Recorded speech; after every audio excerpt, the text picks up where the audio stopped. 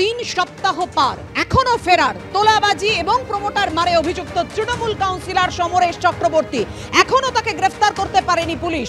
আর এবার তিনি হাইকোর্টের দ্বারস্থ হলেন পুলিশের নিষ্ক্রিয়তার অভিযোগে। কথা বলবো, আমাদের সঙ্গে রয়েছেন আমাদের প্রতিনিধি সৌভিক মজুমদার। সৌভিক, কেন তিনি সিআইডি তদন্তের দাবি জানাচ্ছেন? দেখো, তার বক্তব্য হলো, অর্থাৎ আক্রান্ত প্রমোটারের বক্তব্য হলো যে 3 সপ্তাহ প্রায় পেরিয়ে গিয়েছে, এখনো পর্যন্ত সমরেশ চক্রবর্তীকে গ্রেফতার করা পুলিশের পক্ষে সম্ভব হয়নি। তাই বর্তমানে তিনি এই পুলিশের ওপর তিনি আস্থা রাখছেন না। তিনি চাইছেন যে অবিলম্বে এই মামলার ভার সিআইডিকে দেওয়া হোক এবং তার পাশাপাশি সমরেশ চক্রবর্তী তৃণমূলের কাউন্সিলর, তাকে যেন অবিলম্বে গ্রেফতার করা হয় সেই দাবি নিয়ে বা সেই আবেদন নিয়ে তিনি কলকাতা হাইকোর্টের কাছে এসেছেন। এবং তার বক্তব্য ছিল যে ইতিমধ্যে তার কাছে যে টাকা চাওয়া হয়েছিল সেই টাকার প্রায় একটা বড় অংশ তিনি কিন্তু ওই তৃণমূল কাউন্সিলরকে দিয়েছিলেন। তারপরেও তার উপর এই ধরনের হামলার ঘটনা ঘটে, তাকে মারধরের ঘটনা ঘটে, তাকে তার মাথা ফাটিয়ে দেওয়া হয়, এই ধরনের একটা অভিযোগ তুলেছেন।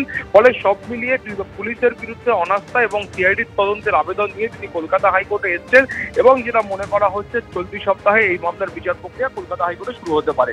পাপিয়া, ধন্যবাদ সৌভিক তোমাকে। আক্রান্ত প্রমোটার তিনি ঠিক কি অভিযোগ করছেন, কেন এবার হাইকোর্টের দ্বারস্থ হলেন তিনি, দেখুন।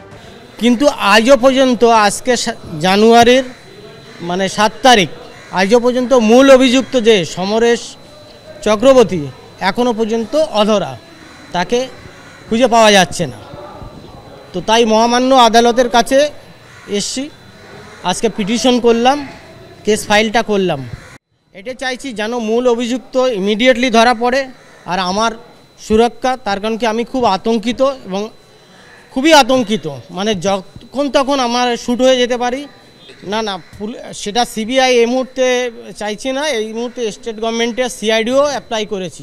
এই যে বাংলাদেশ থেকে ভারতে প্রবেশ, কিভাবে ভারতে ঢোকা? অবশ্যই জাল পাসপোর্ট দিয়ে। আর এই জাল পাসপোর্ট তৈরি হতো কি করে? নকল নথি দিয়ে। আর সেই কাণ্ডে আরো কয়েকজনকে গ্রেফতার করলো পুলিশ। আপনাদের জানিয়ে রাখি, বর্ধমান সিঙ্গুরের পর খানাকুল থেকে আরো গ্রেফতার। জাল নথি দিয়ে পাসপোর্ট তৈরির চেষ্টায় 5 জনকে গ্রেফতার করা হলো। হুগলি থেকে ভাস্কর সামন্তকে গ্রেফতার করলো বর্ধমান পুলিশ। কথা বলবো, আমাদের সঙ্গে রয়েছেন আমাদের প্রতিনিধি কমল কৃষ্ণ দে। কমল, জানাও আমাদের ঠিক কোন পথে কিভাবে পুলিশ গ্রেফতার করলো, এই চক্র কত দূর ছড়িয়ে? দেখো, এটাই সব থেকে উদ্বেগজনক। এবং আজকে যাকে গ্রেপ্তার করা হয়েছে হুগলির খানাকুল থেকে, তার নাম হচ্ছে ভাস্কর সামন্ত। এবং রীতিমতো পুলিশ যেটা মনে করছে, একটা ওয়েবসাইট তৈরি করা হয়েছিল এবং সেই ওয়েবসাইট দিয়ে বিভিন্ন মেডিকেল কলেজ সহ বিভিন্ন হাসপাতালের সেখান থেকে নকল তোমার বার্থ সার্টিফিকেট বের করা হতো। এখন পুলিশ যে বিষয়টা দেখতে চাইছে সেটা হচ্ছে এই ওয়েবসাইট দিয়ে, সরকারি যে ওয়েবসাইট, সেই ওয়েবসাইটের কোনো লিঙ্ক ছিল কিনা, বা এই চক্রের সাথে আর কে জড়িত আছে, বা এই চক্রের জাল রাজ্যব্যাপী কতদূর ছড়িয়ে আছে, এই সমস্ত বিষয়গুলো কিন্তু দেখছে। এবং ইতিমধ্যেই তুমি জানো এই ঘটনার যে সূত্রপাত, সেই সূত্রপাত থেকে এখনো পর্যন্ত 5 জনকে গ্রেপ্তার করলো বর্ধমান থানার পুলিশ। প্রথম রিঙ্কা দাস, সে পাসপোর্টের জন্য আবেদন করে এবং তার বার্থ সার্টিফিকেটের জন্য তাকে ডাকা হয়। তিনি জেলা গোয়েন্দা দপ্তরে যান এবং যে বার্থ সার্টিফিকেটটা জমা দেন সেটা হচ্ছে বর্ধমান মেডিকেল কলেজে দেওয়া বলে তিনি দাবি করেন।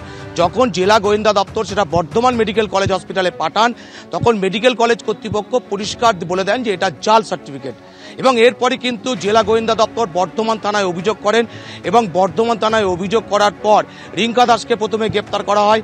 এবং রিঙ্কা দাসের কাছ থেকে স্বরূপ রায়, যিনি বর্ধমান শহরের নীলপুরের বাসিন্দা, তার কথা জানতে পারে এবং স্বরূপ রায়কে গ্রেপ্তার করে।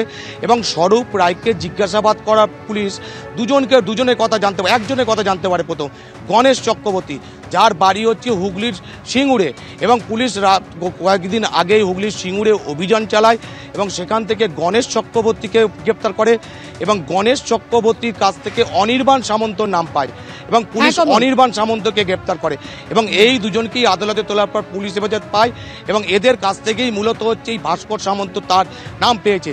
এবং পুলিশ দেখতে চাইছে যে এই জাল কতদূর পর্যন্ত বিস্তৃত এবং যে ফেক ওয়েবসাইট তৈরি করেছিল সেই ওয়েবসাইট মূলত এই যে ভাস্কর এই তৈরি করেছিল, নাকি এর পেছনে অন্য কোনো মাথা আছে। পাপিয়া, একদমই ধন্যবাদ তোমাকে।